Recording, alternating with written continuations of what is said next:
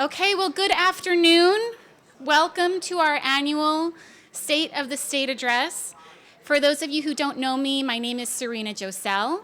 It is my honor to serve as chair of the board for the Torrance Area Chamber of Commerce for exactly one more week, and then I will pass the baton to Minal.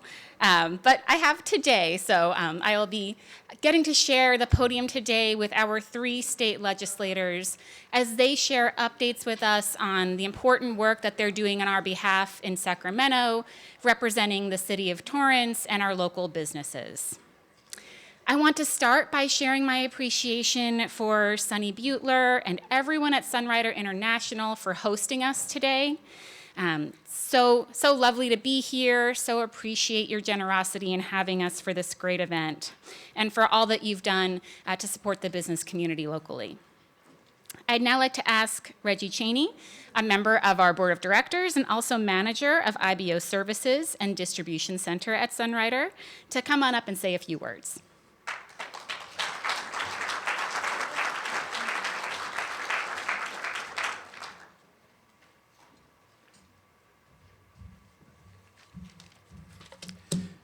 Hello, everyone, and welcome back to Sunrider for some of you, and for some of you, this is the first time I gather, and we're just happy to have you. We're thrilled to host, the State by State, or State of the State Address 2022.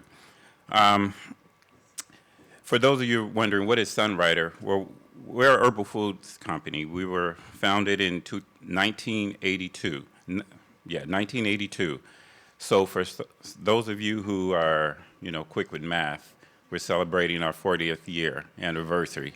Or you saw the signs outside, so that's cheating. Okay.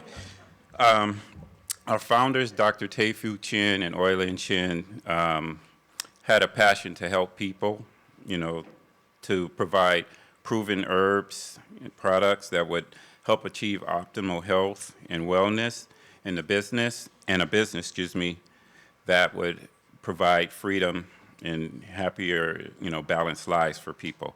And we've been doing that for 40 years.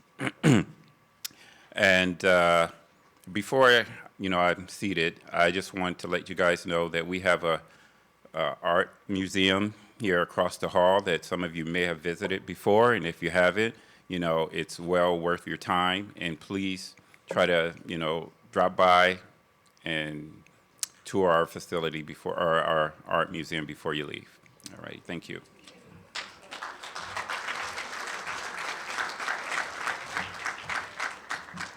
Thank you so much, Reggie.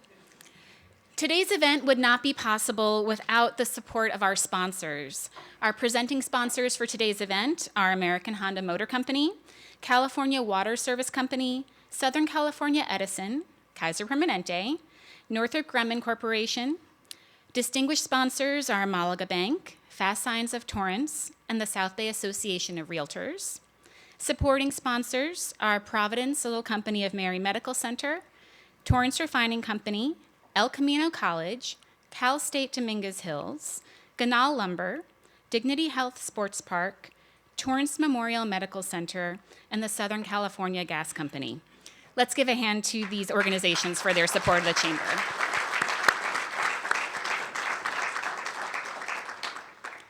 I'd now like to welcome Sasha O'Hara from Malaga Bank to lead us in the Pledge of Allegiance.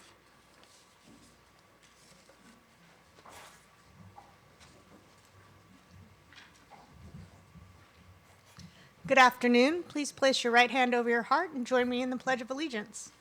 Ready, begin. I pledge allegiance to the flag of the United States of America and to the republic for which it stands, one nation, under God, indivisible, with liberty and justice for all. Thank you. You may be seated.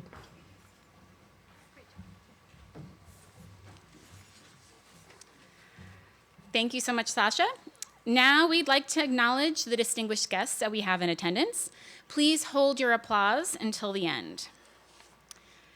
It'll come as no surprise that we have State Senator Ben Allen, representing California's 26th State Senate District, Senator Steven Bradford, California's 35th State Senate District, and Assembly Member Al Muratsuchi, California's 66th Assembly District.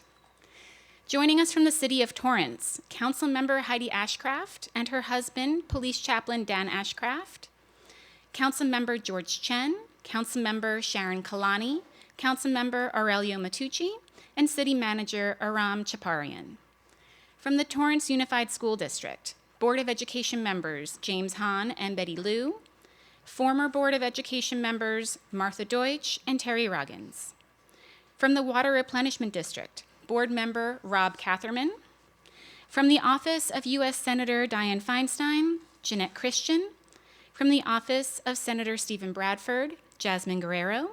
From the Office of Senator Ben Allen, Rad Naruzzi and Alina Webro. And from the Office of Assembly Member Al Muratsuchi, Becky Chang and Melissa Ramoso. Thank you all for being here.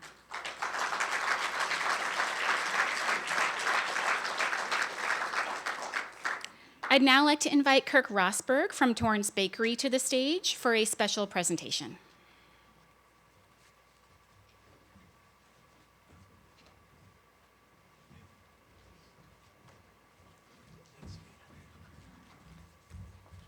Good morning, everybody. I'd like to have Ms. Heidi Ashcraft come up to the stage, please.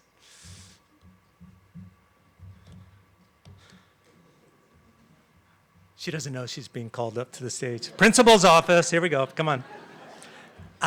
So the word is out on the street that Heidi is retiring from the Torrance City Council.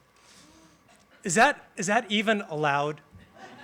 You know, she's been a staple for so many years. I believe there's something in the charter that says that you cannot do this. So, Aram, new Mayor Chin, is there something in the charter? No? Nothing? Okay. But just in case it's true, Heidi. It's very true. Okay. I would like to thank you for your years of service to our community and especially to the Torrance Chamber. You've been to countless of our ribbon cuttings, and you've also have been to, you're a regular at the Women in Business events for the Chamber of Commerce. So Heidi was appointed to fill a city council vacancy in 2013. She was elected resoundingly in 2014 and was appointed to the city council a few years ago to fill another vacancy. Other highlights of her very active career really shows how inclusive she was to all aspects of the city, or the community of Torrance, I should say, not just really one sector. So this includes being elected 3 times to the Torrance Unified School District. She was the chairwoman for the Torrance South Bay YMCA Board of Managers, was a member of the Cultural Arts Advisory Board. Feel free to fact check this with me if you want. So far, you're good. Okay. Active member of the Torrance Historical Society, the Torrance Sister City, and Friends of the Madrona Marsh. And oh yeah, she did all this while running a successful small business alongside her husband, Dan. One of the things that I admire about Heidi is that she shows up. You know, not just for the expected parts of her position, but the ones that most people don't see, you know, the causes that are closest to her heart. Robin Sharma once wrote, "Be a warrior when it comes to delivering on your ambitions, and be a saint when it comes to treating people with respect, modeling generosity, and showing up with outright love." Heidi, this sums up you perfectly. I can't say it any better than that. So you show up, you speak up, and Torrance is a better place to live and work because of you. So thank you for everything. We have this beautiful parting gift for you. But you know, don't change your phone number, because you know if call's gonna come, there's gonna be a vacancy that needs to be filled, and who are we gonna call? So we're gonna call Heidi. So thank you so much.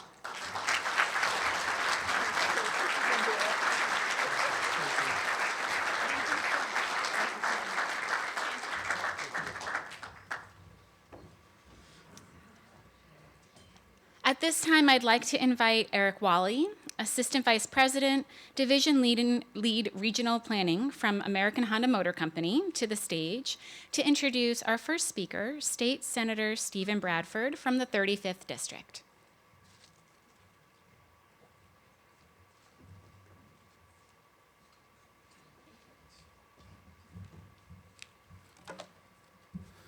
Thank you, Serena, for that kind introduction.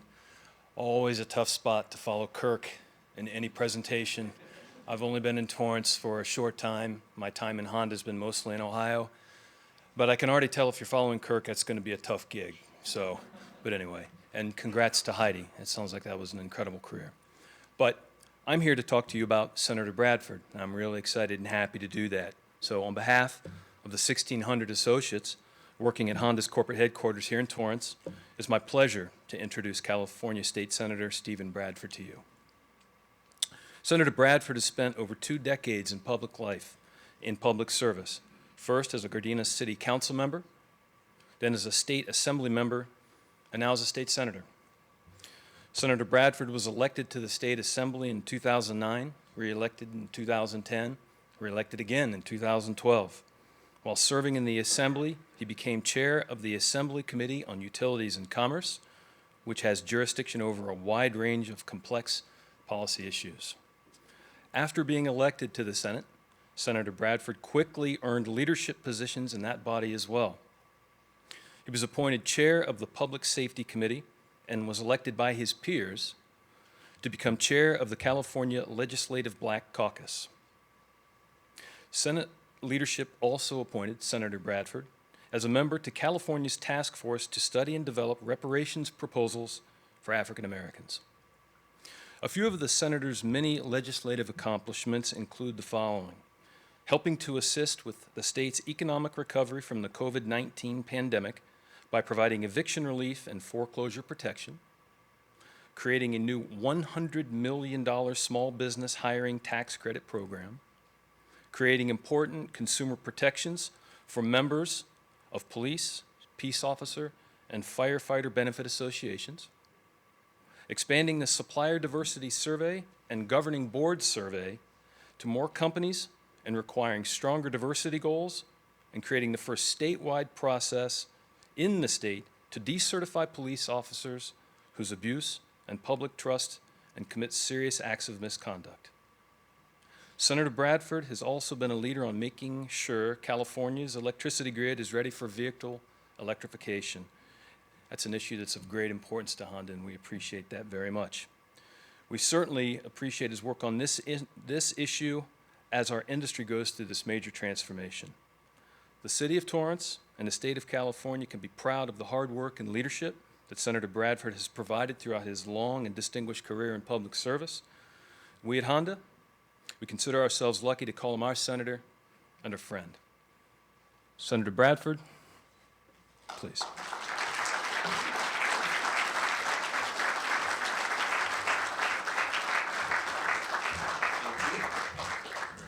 Thank you very much.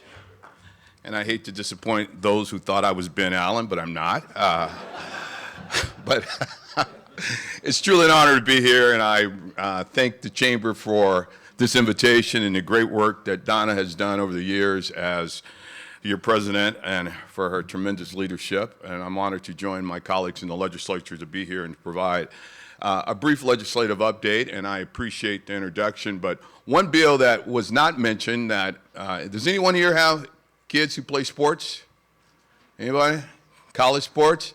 Name, image, and likeness, Fair Pay to Play Act, SB 206 that I authored 3 years ago that it now allows students to monetize their name, image, and likeness like anyone else who would go to college or anywhere else. So I think that has changed sports, as you see, all across the state, all across the nation. So I'm always excited about that, because when you get parodied on Saturday Night Live, you feel you've made it, and they did a skit on that. So I think I made it.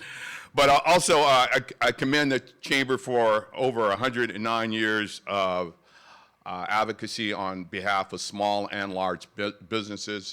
Before joining the legislature, I was part of 7 chambers. I'd worked for Southern California Edison. That's why I chose to sit over at the Edison table tonight or today. And so I know the hard work that the Chamber does every day to promote businesses and making sure that their voices are heard, not only on the local level, but on the state and national level as well. So I commend the Chamber. But also I want to give a special shout out to, how many folks enjoyed your lunch today? Let's give Chef Schaefer a round of applause, the owner and operator of the Depot Restaurant, and I was honored to honor him a number of years ago in Sacramento as my small business person of the year. So he's still continuing to do great work here in the city. And also want to give a shout out to our outgoing mayor, Mayor Fury, individual who's been a friend for almost 20 years, and I commend him for his tremendous leadership, not only in Torrance, but throughout the South Bay. And he's going to have big shoes to fill. So Mayor-elect, be ready, because he set a fine example of what leadership is all about, collaboration, open discussion, and just having a great relationship. And I appreciated his open door policy all the time, so he'll be truly missed. But I know Councilman Mayor-elect Chien will be willing to step in and provide whatever leadership the city needs to do to continue to grow and be a beacon of the South Bay. And I also want to recognize earlier this year the council approved a housing complex for residents who are homeless, and to build 40 tiny homes that will comprise a new temporary shelter in the Civic Center. And this is critically important because probably one of the biggest issues that we're dealing with, not only in California but across this nation, is homelessness. And it's not missed on any of us, and if you're missing it, you're not paying attention. It's folks, and let me be clear, they're not all drug addicts. You know, it's a lot of misinformation out there, misnomers that folks are homeless because they want to be or they're on drugs. A lot of these folks have kids. A lot of these folks are sleeping in their cars because, as they said, the rent is just too damn high in some places. You know what I'm saying? And home affordability is just through the roof. And I'm an individual who grew up in the South Bay. I've lived there for over 50 years. I bought my house 30 years ago, and if I were to want to buy a house on where I've lived for 50 years today, I couldn't afford it as a legislator. I couldn't afford to live in Gardena. So it's telling on where our housing market has gone, and it's a misnomer when we continue to say we're building affordable housing. We're building market rate housing, but we haven't built affordable housing. You know, so it's critical because even in Sacramento now, we see the prices have gone through the roof, and most of the folks who live in Sacramento now work in San Francisco because they can't afford to live in San Francisco. So they take that 90-minute commute every day, and I've seen it in the 12 years that I've been in Sacramento, just the migration of folks from the Bay Area who now live in Sacramento and make that commute every day. So we really have to be mindful of that and be honest about the discussions that we have when we talk about affordable housing. So I commend the city of Torrance for that endeavor, and I commend your leadership in trying to address this homelessness issue because it's real. As stated, I chair the Legislative Black Caucus, and it's a caucus now of 11, and hopefully by the end of this year, our numbers might grow maybe 1 or 2, so we're excited about that. But we're also working to some of our budget priorities. We're secured are asking for $50 million in this budget to help launch Black and Latino-owned business and entrepreneurs throughout the state of California. We've seen through this pandemic that they've been hit hardest, especially our small businesses, and had the biggest challenges of finding loans. So hopefully this $50 million is just a small part, you know, a piece, but it's a signal that we're looking at you and we're concerned about you. We're also seeking $200 million in the state budget for competitive grants for the counties and homeless continuum of care, or COCs, and community-based organizations to fund housing, reentry programs, and workforce development. This is critical as well because a lot of the folks who we do see on the streets are folks who were formerly incarcerated. And again, their release, know what gate money is? Anybody know what gate money is? It's the money that you're given when you're released out of prison. You know how much gate money is in California? $200. It's been $200 since 1973. Senator Kamlager, our colleague, has a bill to hopefully raise it to $2,500. Chances are it won't happen, but we will hope to raise it to some level beyond $200. We all know what $200 will do. It won't even get you a good meal for a family of 4 at Burger King. So, so anyway, we're hoping to raise that amount, and so individuals will have a chance to at least get a hotel room, or even, as they said, purchase a car, and if they have to sleep in a car, at least they won't be on the street. So that's one of the things we're working on too. How many folks are familiar with Allensworth? Yeah, Alan knows about Allensworth, but But Allensworth, for those of you who don't know, was a historical black town founded in Tulare County in 1908 by Colonel Allensworth. And it was founded, governed, financed, and managed by African Americans. And unfortunately, due to some of the racist practices in this country, this town was decimated in 1914 by cutting off the water and stopping the train stop there, and it all but eliminated the economy there.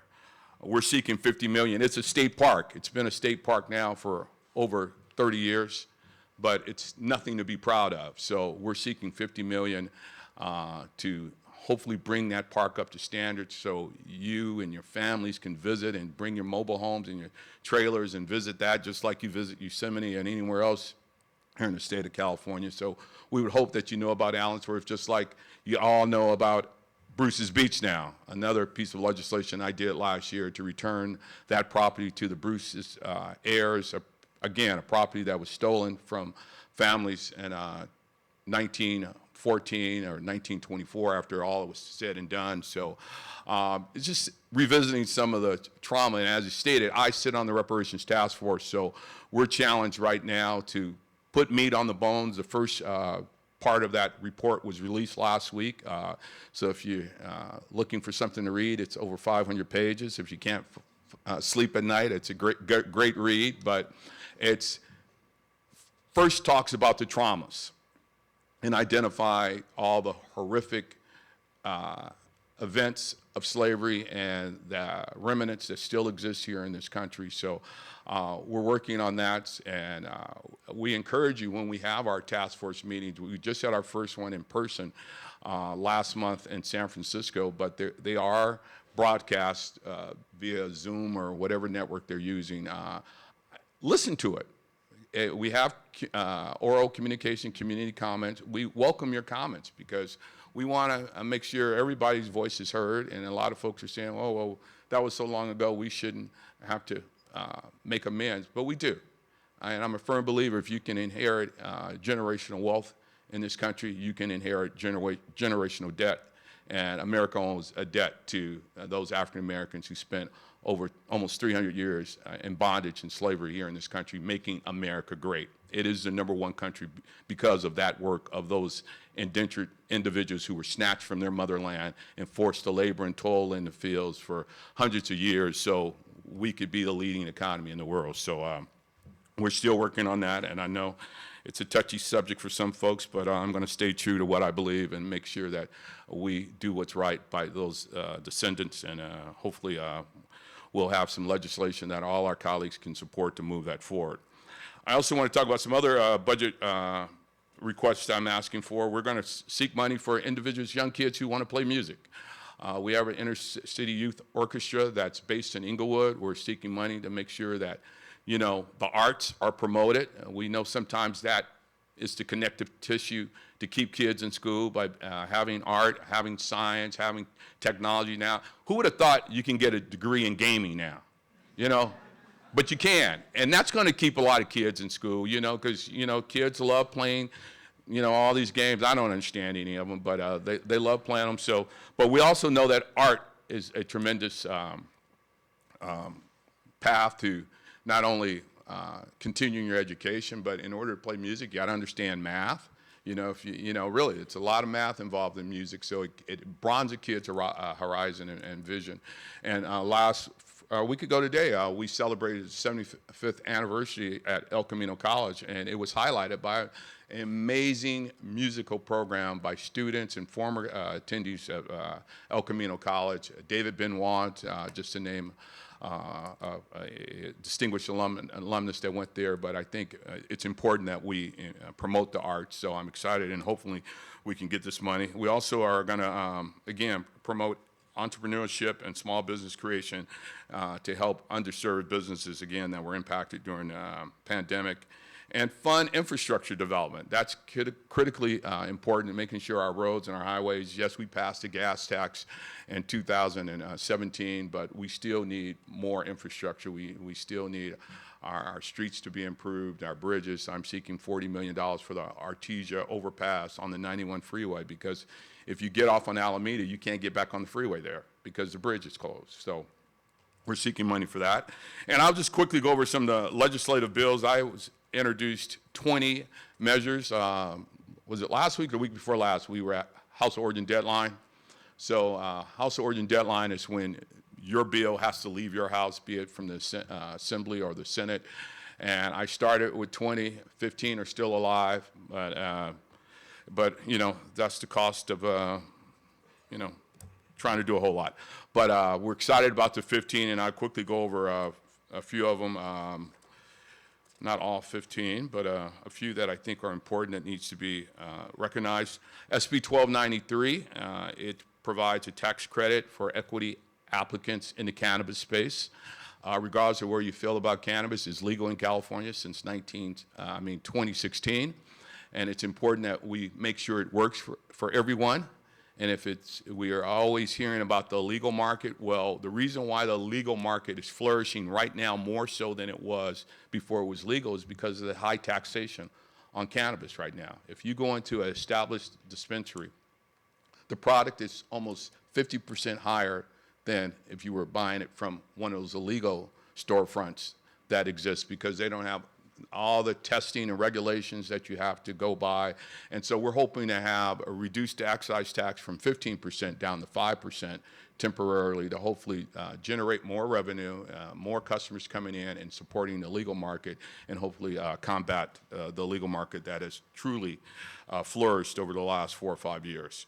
And all of our small entrepreneurs, I mean, many of them are hanging on by a shoestring, you know, trying to keep their doors open and trying to do the right thing in this industry. So we want it to work. I mean, and this is not just a California issue. I was in Atlanta at the end of last year at a conference with state legislators from all across the country, and this was one of the #1 issues talked about for those 36 states that have legalized cannabis in some way, the high rate of tax and what that's doing to the market. So hopefully we'll be able to get some relief there. The governor's in discussion with us. I know that's something he wants to see happen as well, so hopefully we'll be able to have some success there. Also, a piece of legislation I introduced, the Jumpstart Act, and this will incentivize private capital investments in small, minority-owned, women-owned businesses by providing a tax credit on these investments, and it's been supported by our state treasurer, Fiona Moss, so I'm excited about that. I know we have Kaiser Permanente, and we have a lot of great healthcare facilities in Torrance, and my mother's a retired nurse, so this is another measure that's near and dear to me is SB 1334, which is meal breaks for public sector and UC healthcare workers. It makes no sense that our frontline men and women who are there are not being afforded the proper rest breaks and meal breaks. So this guarantees enforceable meal breaks and rest periods for UC nurses and other public sector nurses. Like I say, given the experience of our frontline workers during COVID, they should be afforded those rights just like anyone else. So that's moving through, and it's supported by California Nurses Association. And SB 1371. Fair and just wages for incarcerated individuals. And you say, well, why is that important? They're doing time. The average inmate makes 3 cents an hour. And by all definitions, that's slave labor. And many of these folks have restitution they have to pay. They have child support that they're trying to provide. But at the same time, they need their hygienes and, you know, things that they need that they have to buy from the cantina. Most of them can't afford it. So this really affords them to buy the soap, the shampoo, the deodorant that we all want to have when we leave the house. And we're hoping we can raise it from 3 cents. It averaged from 3 cents to 37 cents. Hopefully we can raise it to $1 an hour. And so it allows those individuals, again, to have money on their books to afford those hygiene products that they need while incarcerated, but also they can pay restitution on what's owed and also stay connected with their family by providing child support, and also having money for phone calls. I mean, the biggest racket in prison is what it costs to make a phone call right now. So we're working on that as well. And SB 1348, escrow agents, licensure denial.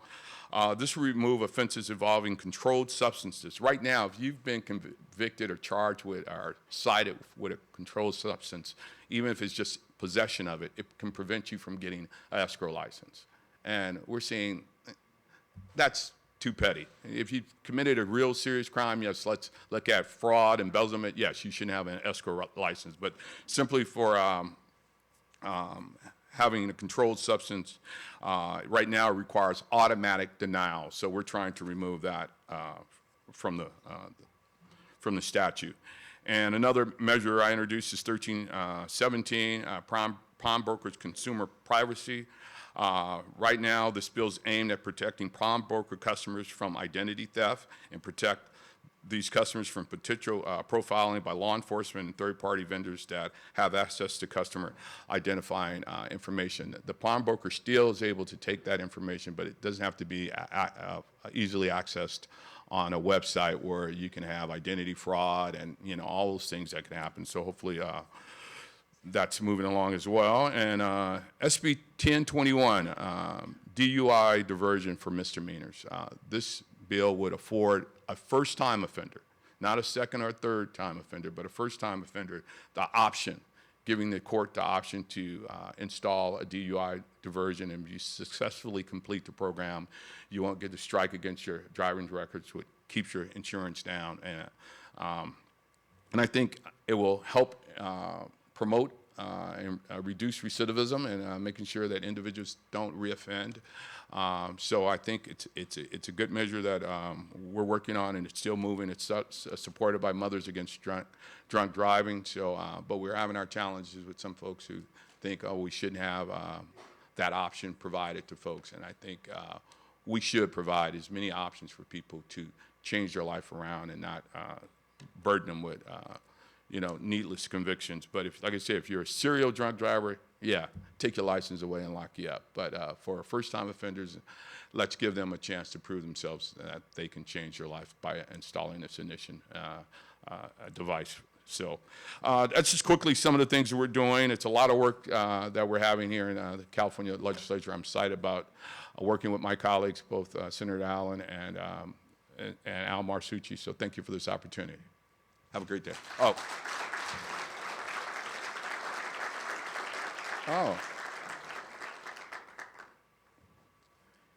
And you'll never confuse Ben Allen and I again, okay?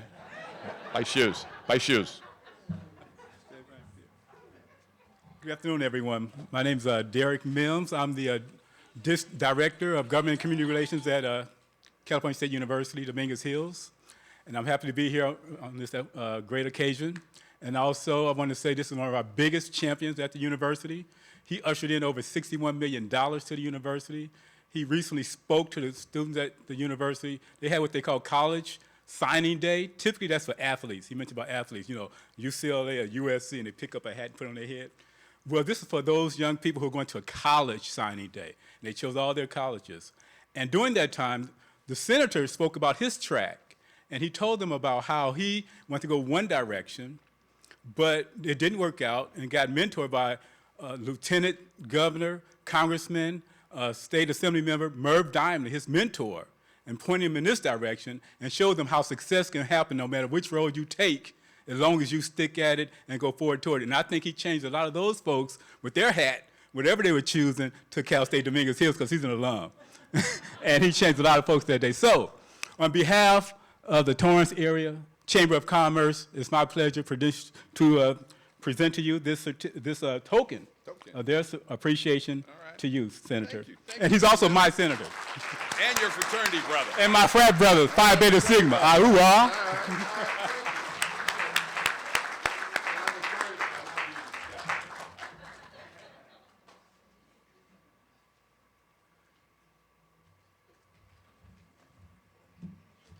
Thank you so much for those remarks, Senator Bradford. At this time, I'd like to invite Joe On, Government Relations and Public Affairs Division Manager from Northrop Grumman, to the stage to introduce State Senator Ben Allen from the 26th District.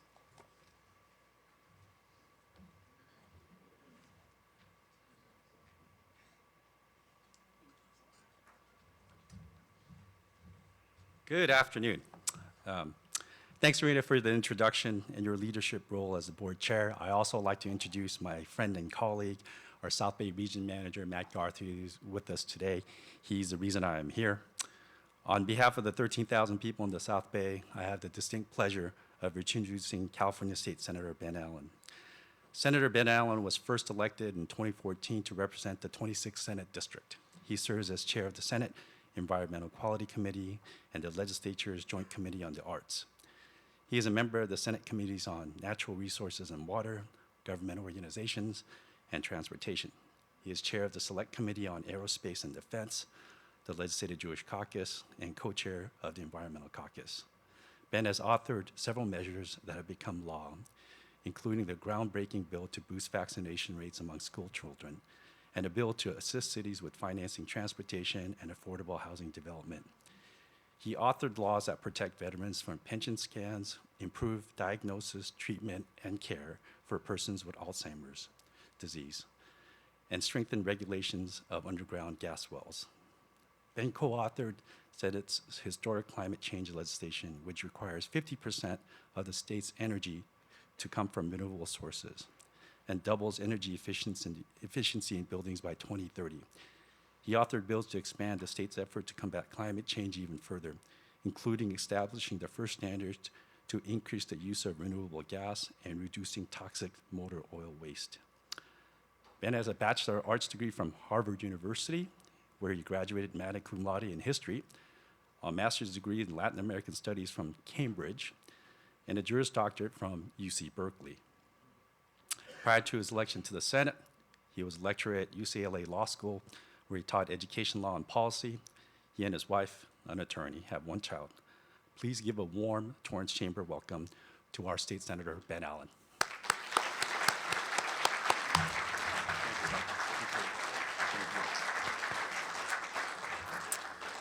Well, thank you so much, Joe, for the very, very kind introduction. Appreciate you, appreciate our friendship.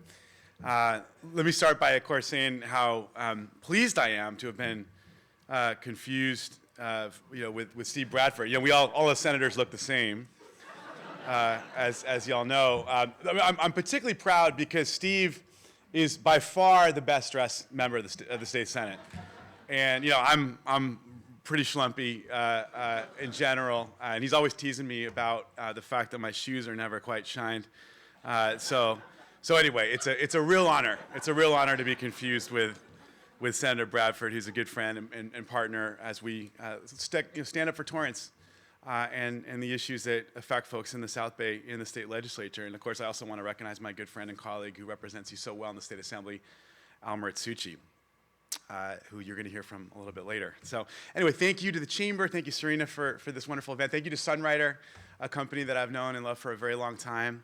I do want to just echo some of the congratulations that have gone out to some of the newly elected officials and some of the folks who won re-election on Tuesday, which was a wild night, lots of interesting things, lots of confusing trends all over the state, but a big warm congratulations to Aurelia Matucci, who was just re-elected to the city council. Of course, George Chen, who is going to be the new mayor.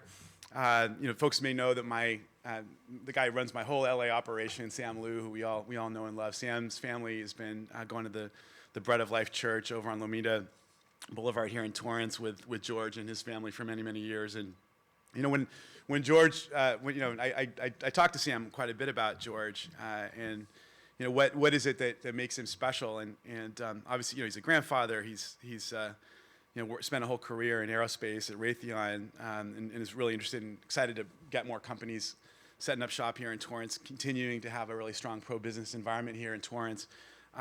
But one of the things that Sam really emphasized was his honesty and his integrity. I think that's something that people recognize about him within his church community and all throughout the community. And I want to heartily congratulate you, George, on your election. And I look forward to a close working relationship with you and everybody in the city government, just like I've had with our wonderful departing city council member Heidi Ashcraft, who has just been a wonderful friend, a great civic leader for this community, someone with such a big heart, someone who really relishes working across the aisle, working with people from different perspectives.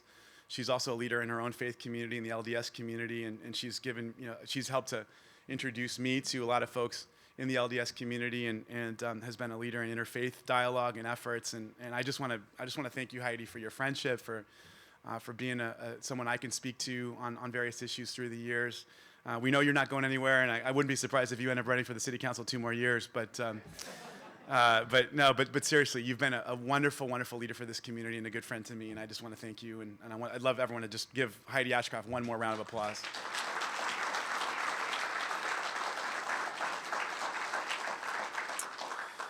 So as Steve mentioned, we did have our House of Origin deadline. It's a strange week, a wild week up in Sacramento.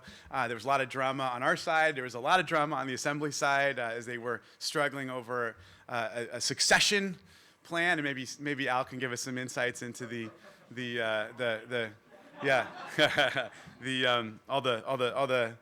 drama. I mean, it was really like something out of House of Cards going on over in the Assembly. No murders, but otherwise very, very dramatic for those of us that like political court intrigue. So basically, all of the Senate bills had to get out of the Senate. All the Assembly bills had to get out of the Assembly by that deadline, and that was certainly dramatic. A lot of the work has focused on how we adapt to this new normal as we emerged from the pandemic, which of course now we're having a new surge. I myself got COVID for the first time a couple weeks ago, and it was not fun. Let me just say, I'm all fine now, but it's something I know we all want to believe that this is over. We desperately want to believe, but it's not, and it's going to continue to be a challenge for us as we try to adapt to this new normal.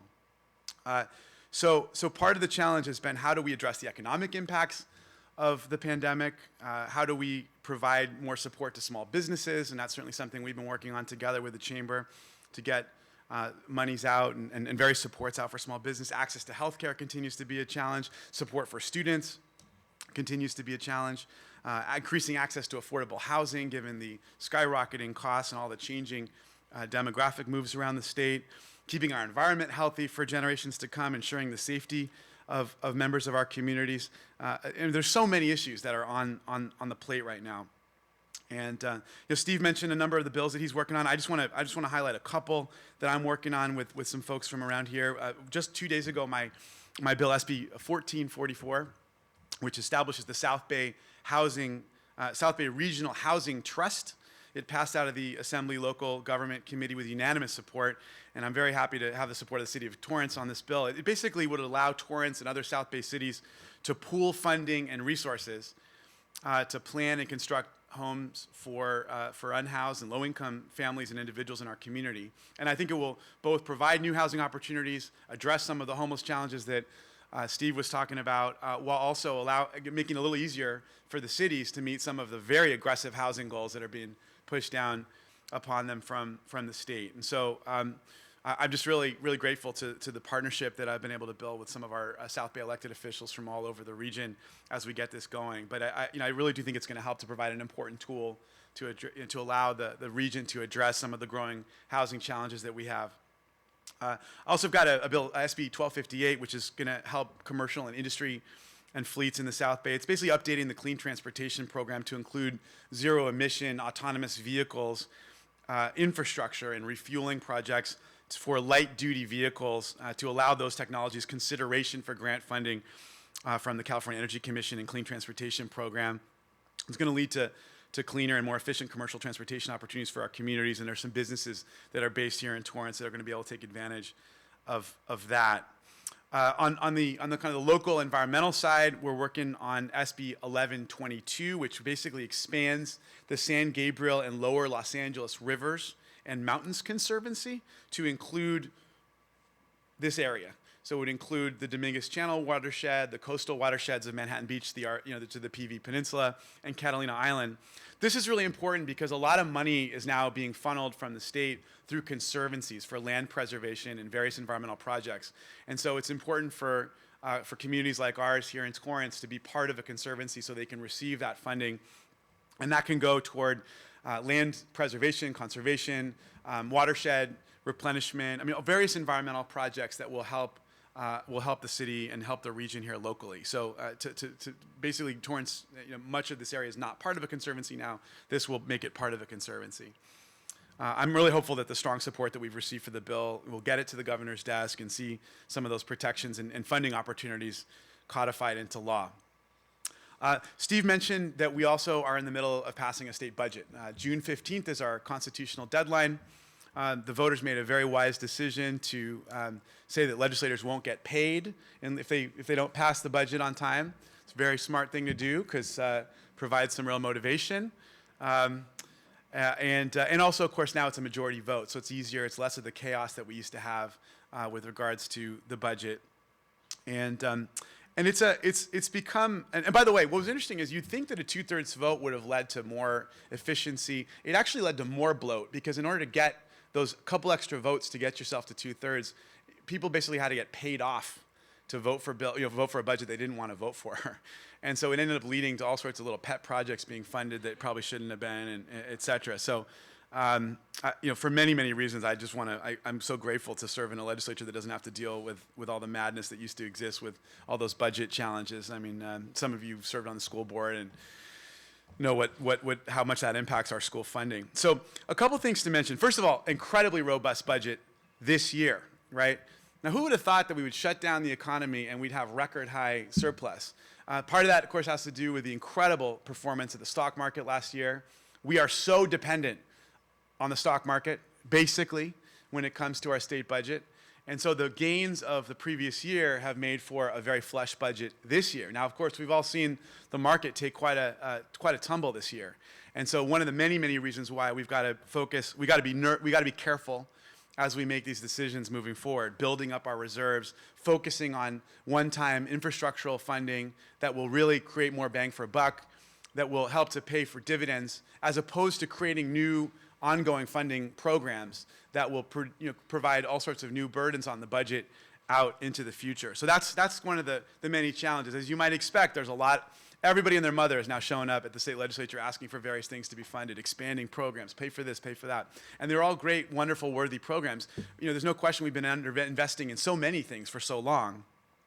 And the kinds of things that Steve talked about, right? Helping to fix up a state park or helping to build out a particular aspect of infrastructure, I think are very worthwhile investments in a moment like this, because those are things that are going to pay off way off into the future. People will be able to benefit from visiting that state park, which I've actually been to. I brought my kid there over the summer. Very hot in the summer, so go in the spring and the fall. But those are things that people are going to benefit from off into the future. But we've got to be careful. We've got to be wise. There are volatile capital gains. There are external threats. I don't have to tell anyone here about all the challenges associated with international trade, supply chain issues that they're going to impact our economy and our budget. And then, of course, this interesting issue of the Gan Limit, which basically says that if the budget goes up to I'm grotesquely simplifying this, but the basic idea is that if the budget reaches a certain point of surplus, either the money has to be given to taxpayers through some form of rebate or tax credit or reduction, or the money can be put into reserves, and or the money can be put toward certain types of one-time infrastructure funding. And actually, we're doing a combination of all three. So some of the things that I just want to highlight, obviously climate change continues to produce a lot of threats, diminishing water supplies, big problem, guys. Our water problem is no bueno.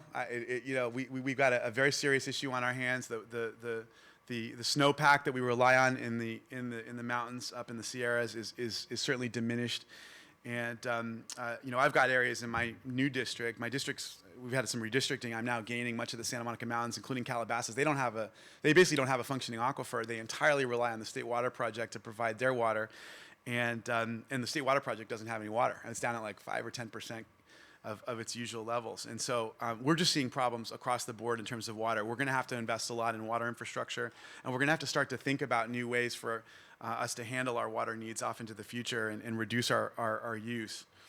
The growing impact of wildfires continues to be an enormous problem.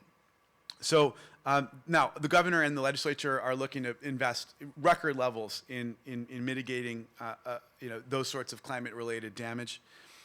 There's so much in this budget. There's a lot of interesting stuff on the small business side. I should, because I know the folks in this room, I should just mention, for small businesses, for example, we're putting $500 million into this California Small Business Hard Hit Industries Grant Program, which is providing small grants of $10,000 to $50,000 to small businesses that are in the top 10 industries impacted by the COVID-19 pandemic.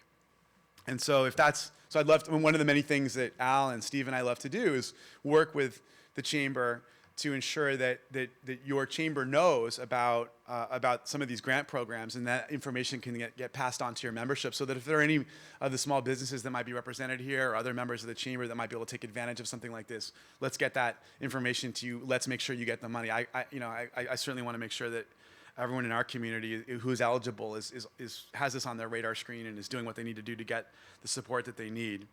The May revise also indicated the governor's desire to see the extension of the California Competes tax credit and grant program through 27-28 fiscal year. So in April of this year, for example, the program provided $120 million in funding to 8 organizations that have committed to creating nearly 8,000 jobs in the state, along with $3.3 billion in capital investment that would otherwise have been lost to other states. So this is all about trying to make sure that California is putting up credits and grants to stay competitive with some of these other states that love to come in here and talk about stealing businesses. We've got to respond, and we've got to be proactive. We've got to do a lot of the work to make sure that we're continuing to keeping businesses here. Obviously, we all know it's a tough environment in which to work in some respects. Costs are high, a lot of regulatory challenges for business, but there's also an incredible number of benefits associated with being in California, given the high-quality workforce, the presence of the universities, and just the synergies that exist.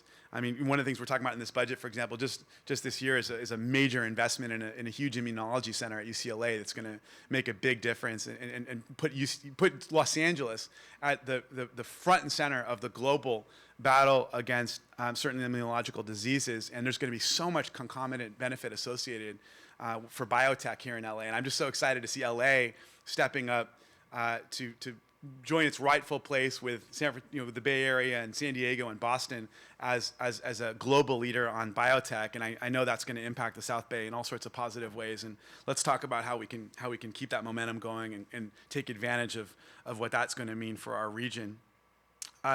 We also know that a lot of people, regular folks, have been struggling. We talked about rent relief, healthcare costs. There's a rebate plan that is in the budget, $8 billion to help people. We're putting money into things like helping expand mental health, physical and emotional health resources for peace officers, for example. So there's all sorts of things in the budget that I think merit some mention. School districts, how do we help our school districts? There's going to be record levels of investment in our schools. But I know there are consistent concerns about the decline in student enrollment, the pandemic impacts on attendance, and this is something that we're spending some time on. I'm literally going to go straight from this meeting to a meeting on this very issue. And we certainly have a lot more money for schools, but we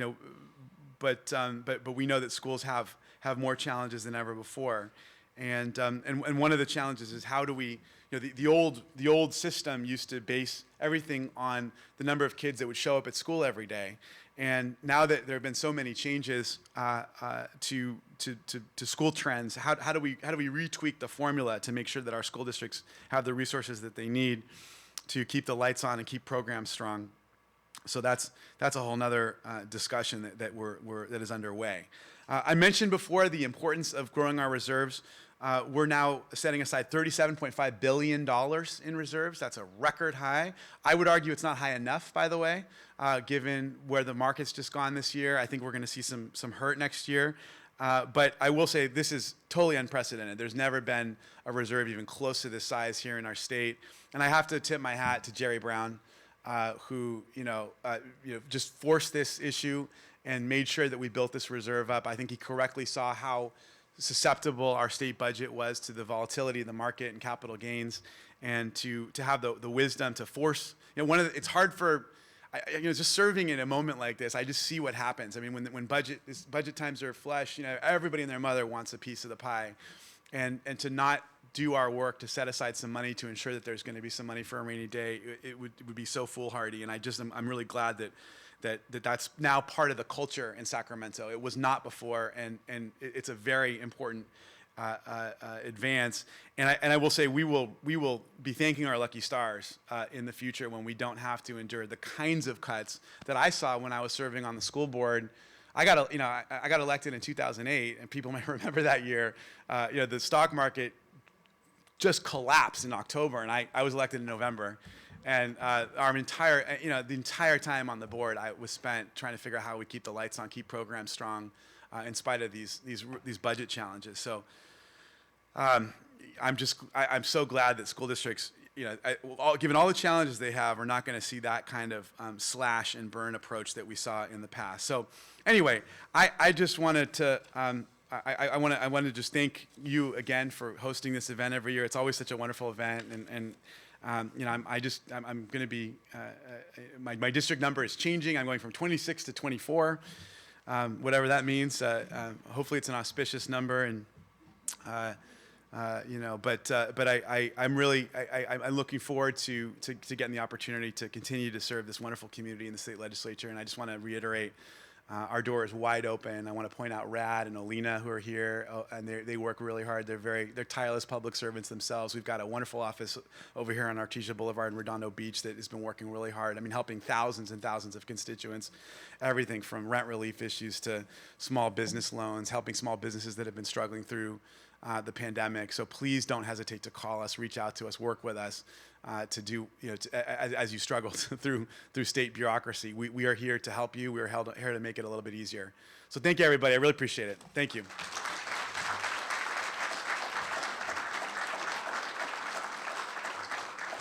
I'll take that. All right. Excellent. Thank you. Hello, everyone. I'm Novelette with South Bay Association of Realtors. Hi, is it great to be here in person again? Thank you, Senator Allen, for your remarks and for taking the leadership in passing common sense housing legislation.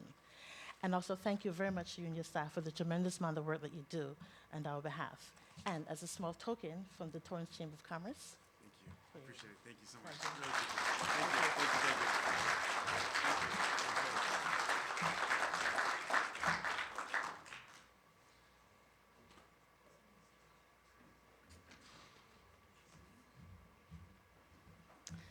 Thank you so much for those remarks, Senator Allen. At this time, I'd like to invite up one of my colleagues from the Kaiser Permanente South Bay Medical Center, Karen Seelbeck, our Chief Operating Officer, who will be introducing today's final speaker, Assembly Member Al Muratsuchi from the 66th District.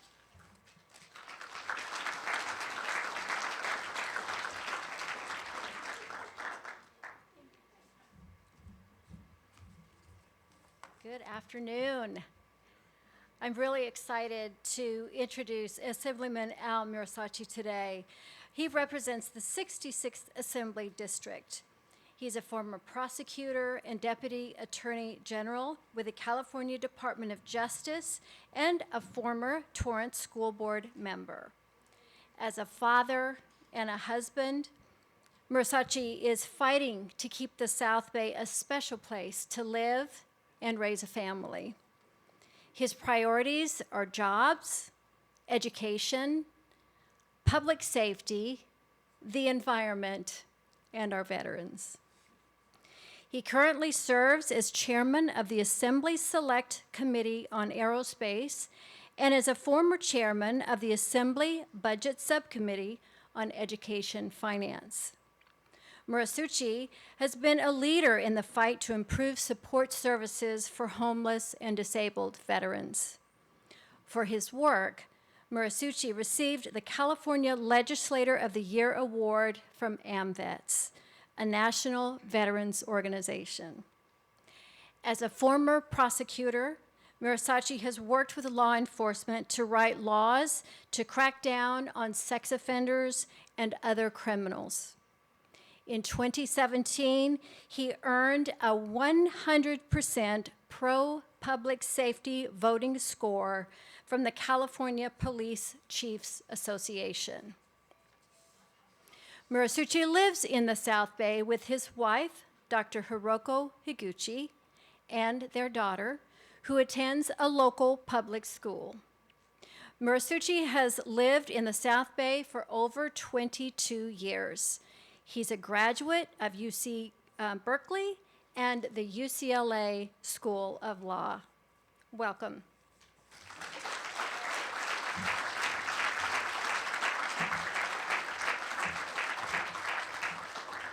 Well, thank you very much. I have the privilege and joy of going after two politicians, and so I know that being the third politician up here, some of you may want me to keep it short and sweet. But I want to, oh, thank you, Tara Reagans. You're the only person that said no. So as the kind introduction indicated, yes, I can hear you back there. I want to thank the Torrance Chamber and Donna and the board, Serena and your entire board for bringing us, not only continuing this tradition of the State of the State, but I think this is the first time that we're all back in person since the pandemic, and so it's wonderful to see everyone back in person. I also want to join Senator Bradford and Senator Allen in congratulating Mayor-elect Chen and the incoming Torrance City Council. I look forward to working with you. I know that it was a hard-fought battle and that there was a lot of debate in the community, but now that the election is over, we need to come together to work together for Torrance, and so I look forward to working with all of you. I also want to give a special shout out and thank you to Heidi Ashcraft. I served when I was first elected to the Torrance School Board in 2005. Heidi was a veteran on the school board already, and she helped mentor me on the Torrance School Board, as well as we were both board members on SCROC, on the Southern California Regional Occupational Center together. And there also, Heidi taught me everything about SCROC and helped me to become a longtime champion for career technical education and for SCROC. And so I join all of you in once again thanking Heidi Ashcraft for all of her service. So, as many of you know, today's theme was supposed to be the state of the state. And, I'm going to be perfectly honest. I think the state of the state depends on who you ask. And maybe, whether you watch CNN or Fox Cable News. But if you ask the economists, they will tell you how California has largely recovered from the pandemic shutdown, that we have demonstrated the third fastest growing gross domestic product among all states in the country since the pandemic, and our unemployment rate is almost back to pre-pandemic levels. But of course, as we all know, and as we all talk about, our biggest challenge is inflation, which economists will again tell you is primarily caused by the high gas prices and supply chain issues caused by Vladimir Putin's war on Ukraine, as well as the ongoing effects, the impacts of the pandemic on the supply chain squeeze, international supply chain squeeze. But we know that inflation has the biggest impact not only on low-income and working-class families, but also on seniors in our communities living on fixed incomes. We know that inflation has a bigger bite into their paychecks and their retirement income. I also want to acknowledge, just this, 3 days after our primary election, that more and more Californians are concerned about two issues in particular: homelessness and crime. When I first moved to Torrance in the 1990s, you would rarely see any homeless in Torrance. But when I was elected to the Torrance School Board in 2005 and served until 2012, I started to hear more about, our own students, Torrance Unified students, and their families living in RVs and living in their cars. I know that Terry Reagans and I have talked about that when we served together on the Torrance School Board. And today, in Torrance, as well as in our neighboring Redondo Beach, we're building tiny homes combined with wraparound services like mental health and drug addiction treatment, so that we can try to provide a compassionate approach to this homeless crisis that we're seeing in all communities throughout the state of California. So what is the state of California doing about these challenges? Without repeating what Senator Bradford and Senator Allen have already talked about, I wanted to highlight that, to help with inflation, we, the legislature, both houses of the legislature, the Senate and the Assembly, have a joint legislative budget proposal to send to the governor to negotiate with the governor's proposal. But the legislature is proposing $200 per taxpayer, as well as your dependents, for up to $250,000 for joint filers and $125,000 for single filers. For small businesses and nonprofits like the Torrance Chamber, we're proposing a $1.3 billion in ongoing COVID relief small business grants that I think Senator Allen touched upon, as well as an issue that I know that many chambers have raised with us in the legislature, the issue of the unemployment insurance costs with many of the unemployment insurance benefits that were paid out during the pandemic, that we are going to be sending or proposing to the governor to send rebates to fully cover increases in unemployment insurance costs for small businesses. On top of that, as Senator Allen indicated, I want to reemphasize the significance of the $37.5 billion in reserves. It's almost double the reserve that we had prior to the pandemic. It's a clear indication that the state of California, with this record surplus, is not only trying to send, some relief back to taxpayers in the form of the rebates, but also to tuck away the monies for, the inevitable economic downturn that we know is going to come at some point. So a record reserve of $37.5 billion. And last but not least, for my Torrance Unified, as well as any other, South Bay parents in the audience, an issue that I've been fighting for many years, a significant 15% increase to the base grant of the local control funding formula. That is going to, without getting too much into the weeds, it's probably only school finance people, wonky folks that understand the significance of the base grant. But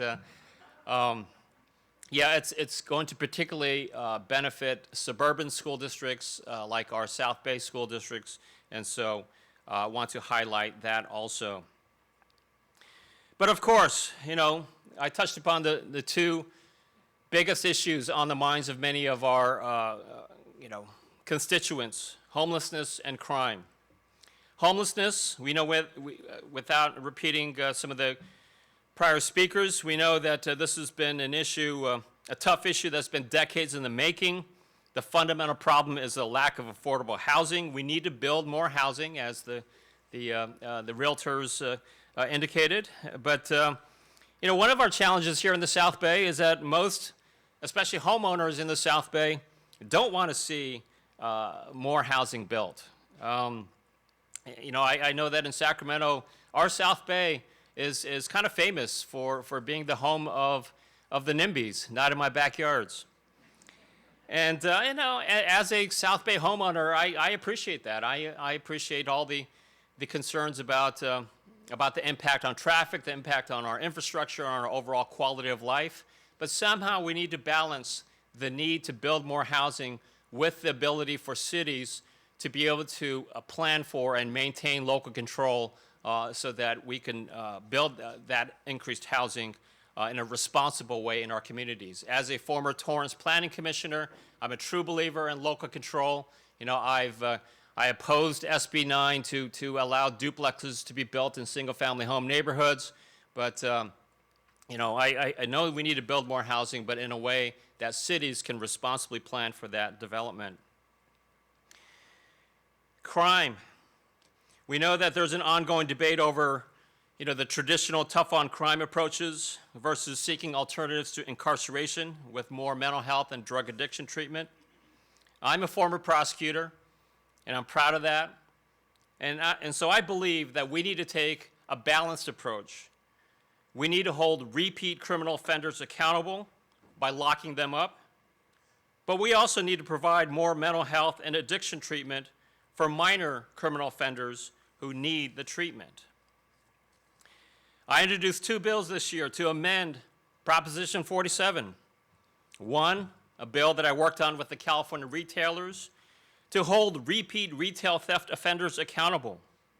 And the second bill, I worked with law enforcement throughout the state of California to increase criminal penalties to allow for knowingly receiving stolen guns to be charged as a felony. Both bills were killed by my colleagues in the legislative process.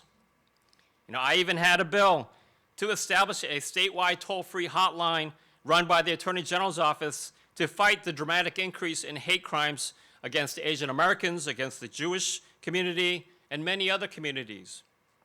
But even on this bill, I received opposition from community organizations saying that the hotline should not be run by the Attorney General's office because that is a law enforcement agency.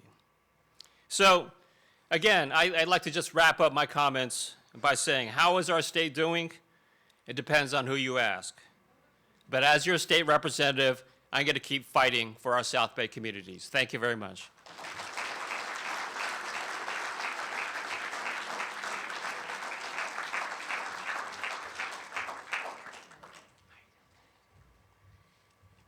He wrapped up so quickly, I almost had to run up here.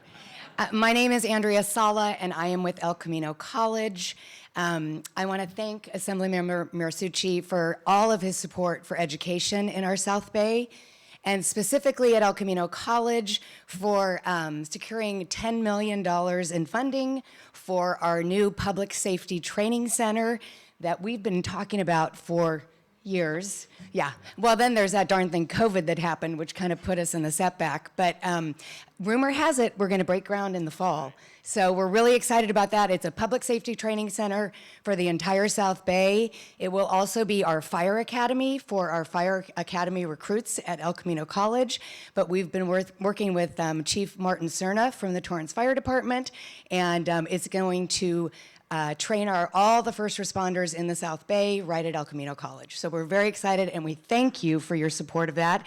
And on behalf of the Torrance Area Chamber of Commerce, I'm honored and privileged to give you this small token of our appreciation. Thank you.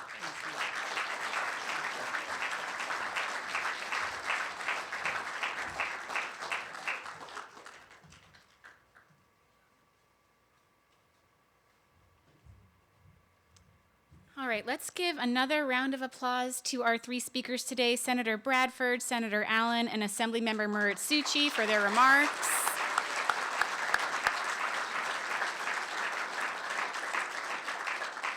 I also want to thank again our presenting sponsors, American Honda Motor Company, California Water Service Company, Southern California Edison, Kaiser Permanente, Northrop Grumman. Our distinguished sponsors, Malaga Bank, Fast Signs of Torrance, South Bay Association of Realtors, and our supporting sponsors, Providence Little Company of Mary Medical Center Torrance, Torrance Refining Company, El Camino College, Cal State University Dominguez Hills, Ganal Lumber, Dignity Health Sports Park, Torrance Memorial Medical Center, Southern California Gas Company. Thank you again to Sunrider International for hosting us. Our sincere thanks to Chef Michael Schaefer and everyone at the Depot for the delicious meal that they provided us with. Thank you to Torrance City Cable for covering the event. Thank you to Donna, Yuki, Janisha, the incredible team at the Torrance Chamber of Commerce for putting on this well-run and well-organized event. I want to thank, before I get to that, I want to give everyone a heads up about an event we have planned for June 29th at 8 a.m. at the Doubletree Hotel. I think many of us are still struggling with just dealing with the heartbreak from the shooting in Uvalde and in Buffalo before that, and Laguna Woods, and really it's like a new place every day. So in light of the importance of protecting our community, the Torrance Chamber has quickly worked with the Torrance Police Department to organize an active shooter training that's open to anyone. It's a free event. We want to make sure that everyone has the training they need so that they can feel well equipped to, God forbid they are ever in a situation like that, they know how to respond. So we'll be sending out more information about that, and if you are interested in attending or know of folks who would be interested in attending, please do let them know, and we'd encourage you all to attend. On that happy note, I am going to ask our 3 legislators and 1 representative from each sponsor to please join me on stage for some group photos. To everyone else, thank you so much for coming and for supporting the Chamber. We hope you have a wonderful rest of your afternoon.